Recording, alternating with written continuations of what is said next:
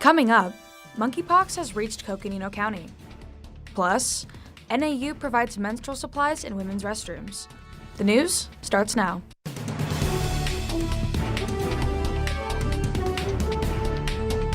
You're watching NAZ Today, Northern Arizona's local news.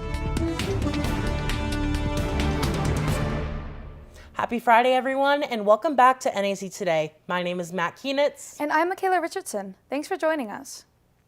Monkeypox is a relatively new viral illness that has recently reached Coconino County. To find out more, I visited Coconino County Health and Human Services to get more information on the virus and its impact on the Coconino County population.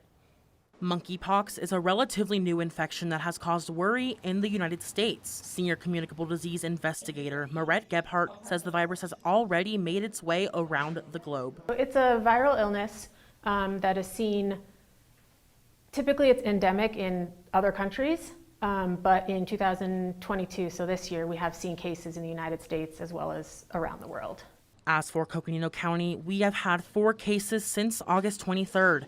Gebhardt emphasized that although current data shows many of the cases are men who have intercourse with other men, data is still being collected. I want to reiterate that it is not exclusively in that population. It's really spread through close physical contact. So that's skin-to-skin contact. So it can affect anybody, any gender, any race, any age group, because it's spread through that close skin-to-skin contact. While experts say anyone can become infected with monkeypox, some have the mistaken view that the virus only affects people in the LGBTQ community. Lee Griffin from the Office of Inclusion at NAU says there is clearly a stigma with monkeypox. Yes, absolutely. And I think that's something that's a trend that you see historically with the LGBTQI plus community. We saw that during the AIDS crisis, for example, and many more. Often because there's this automatic ignorant association of deviance with the LGBTQI plus community, they're often targeted to be put at fault, to be put at blame. You know, you've brought this upon yourself. Griffin says there are ways to help stop stigma and stereotypes surrounding the LGBTQ community, such as being an ally, standing up to misinformation, and staying informed. Educate yourself. I think that's a big one, is educating, and so that when you do hear hateful rhetoric and hateful speech, you can go back to and say, what's the facts? Where did you get that information? Show me the research, show me your study. To find out more about monkeypox, visit coconino.az.gov/monkeypox. Since the recording of this story, the number of cases in Coconino County has increased to 7 confirmed contractions of monkeypox. Vaccine eligibility requirements, ways to stay safe, and updates are all available on their website, coconino.az.gov/monkeypox. The Flagstaff City Council election results will take longer to process than normal. The first group of results will be announced on election night, November 8th. However, due to a large amount of write-in candidates for council members, a bipartisan vote must tally the votes, which means it will take longer to get those results. The City of Flagstaff hopes to have those updated results for write-in candidates by November 10th. Last semester, dispensers for menstrual products began being placed in bathrooms on campus, and since then, even more have been installed. NAZ Today's Lena Sopser is in the studio with more. Thanks, Matt. Last summer, 60 more bathrooms have received dispensers for period products. I met up with Vice President of Student Affairs, Kinsey Kavanagh, to find out more about how she keeps them filled and the club's plan for the future. Every Friday, Kinsey Kavanagh refills the dispensers on campus. The Vice President of Student Affairs restocks all 75 on her own. It's me and my wagon. We go around and fill them all up. Typically, I'll start on South Campus, so I take about 2 boxes of pads and 2 boxes of tampons. So about 200 pads and then 300 tampons over to South Campus. The dispensers are like a part of me at the moment. We're like really close. The refilling tour takes Kavanagh around 3.5 hours. Although she gets paid for that, the project is way more than just a job. Menstrual products are a basic need, and if we want students to excel in the classroom, we need to be providing these basic needs. No one should be worried about bleeding through while they're trying to pay attention in class. Kavanagh was part of the project when it started last April, and 6 months later, the period project has become a part of her life. Kavanagh orders the pads and tampons annually using the $50,000 budget provided by NAU administration.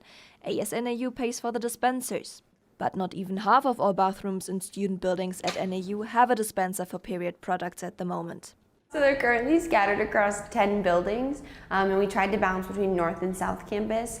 And then we went with the most heavily trafficked restrooms based off of toilet paper usage. At Klein Library and the Union, the dispensers are always nearly empty. Kavanagh often meets grateful students on her way to refill the dispensers. I run into these one student at the minimum who's always like, oh my gosh, thank you so much for doing that. I was just using them the other day.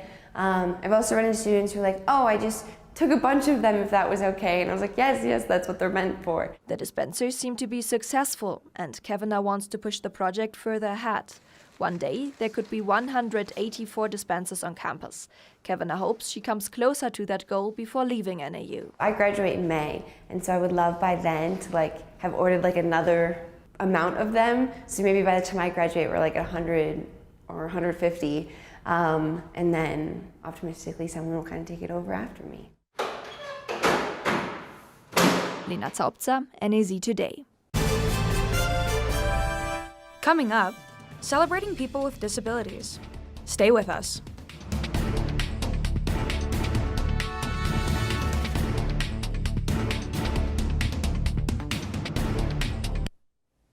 Flagstaff, it was quite chilly today as we saw our official first snow of the season, and cooler temperatures are going to continue as we see sunny skies later this week, and we will see a potential snowfall again next week. Stick around after the break for more.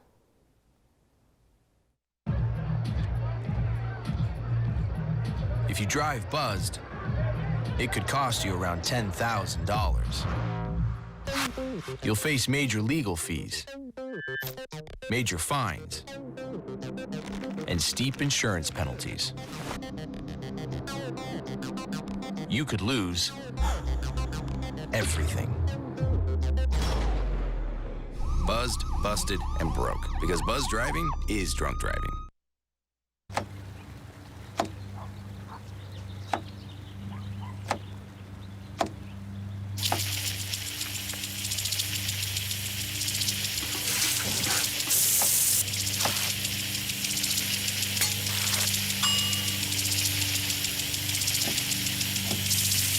Clean kitchen surfaces, utensils, and hands with soapy water. 1 in 6 Americans will get sick from food poisoning this year. Keep your family safer. Check your steps at foodsafety.gov. Welcome back. Disability Pride and Heritage Month has just passed, but we still wanted to acknowledge the importance of disability issues. That's right. NAZ Today reporter Nick Ruth went out to talk to NAU organizations who help support and celebrate people with disabilities. October was Disability Pride and Heritage Month. NAU hosted many events, including a disability fair and trainings on how to be more inclusive. Commission on Disability Access and Design co-chairs Audra Travelby and James Ingram say it's important to highlight this issue. Just make people aware that there are individuals with disabilities around, and to be accommodating, and that's part of the diversity that we want to celebrate here on campus. There are many services and organizations at NAU that support disabled persons, including the NAU Student Club Best Buddies. Yeah, so Best Buddies volunteers in the community and on campus to promote inclusion.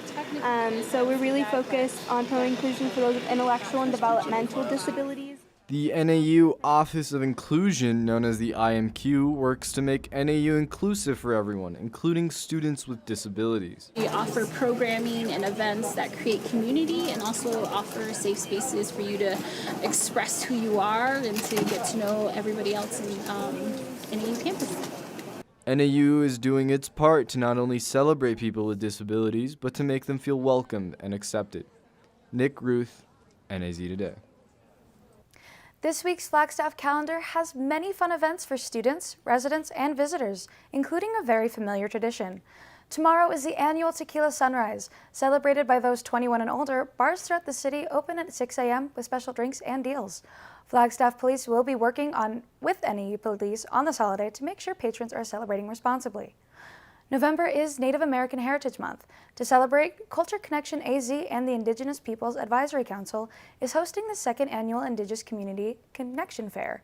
Local band The Yodis will be performing along with interactive workshops and art displays. The fair is this Sunday downtown from noon to 4 p.m. And if you want to enjoy some live music this weekend, the first annual Thanksgiving Festival will take place tonight and tomorrow night. The event will offer activities for all ages from 5 to 10 p.m. and then be exclusive to 21 plus starting at 10:30. The event will take place at 555 South Blackbird Roost. And finally, we have the NAU Homecoming Carnival. Enjoy some fun food, rides, events, and vendors to celebrate NAU Homecoming.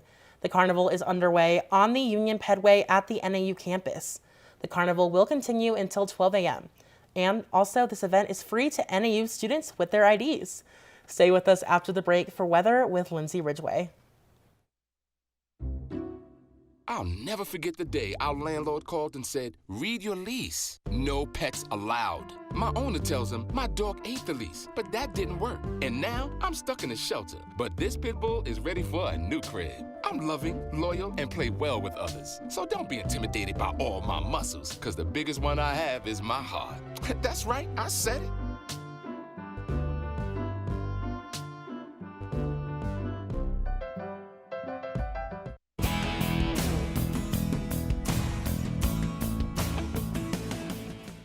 Welcome back to NAZ Today. My name is Lindsay Ridgway and I'll be your student forecaster for tonight. Flagstaff tonight, we are looking at you being a chilly 15 degrees with mostly clear skies. The sunset did go down a little while ago, but if you are heading out to that carnival tonight, NAU students, make sure you're bundling up because it is well below freezing. Heading into tomorrow though, we will be seeing sunny skies with a high of 43. But that will be about the highest it's going to be going for a little while. Heading into our weekend, Flagstaff again, you are looking at a high of 43, a low of 22. Kingman, a high of 66 and a low of 42. Phoenix, you're sitting pretty at a high of 70 with a low of 49, which for you might mean you might need to grab a sweater. But Winslow, you're sitting at a high of 62 and a low of 28. Heading into our Flagstaff extended, Flagstaff, you are going to be seeing a high of 43 tomorrow with a low of 22. And we will be seeing a warming trend heading into next week with a high of 55 on Sunday and a high of 54 on Monday. Tuesday, though, we will be seeing some snowy skies yet again Tuesday and Wednesday as we have a high of 49 and a low of 45, on Wednesday. And that is all I have for weather this weekend. Well, thank you, Lindsay. And as we were talking about earlier, tonight is the beginning of homecoming weekend.